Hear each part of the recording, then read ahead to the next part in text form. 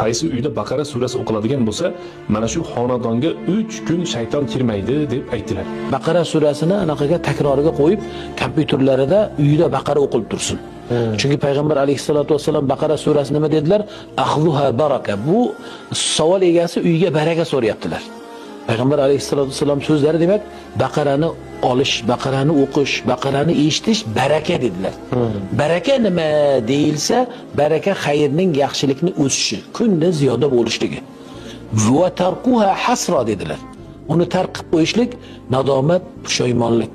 Va aytdilarki, davomida Baqara o'qilgan joyga sehrni, joduni ta'siri bo'lmaydi dedilar. Bular tezlikda Baqarani eshitsinlar va takror o'qisinlar va ko'p istig'for aytsinlar. Va salovatni o'zlariga lozim tutsinlar. Urushib qolmaslik uchun ham, kelishmovchilik bo'lmaslik uchun ham keling salovat aytaylik desinlar bir-biriga.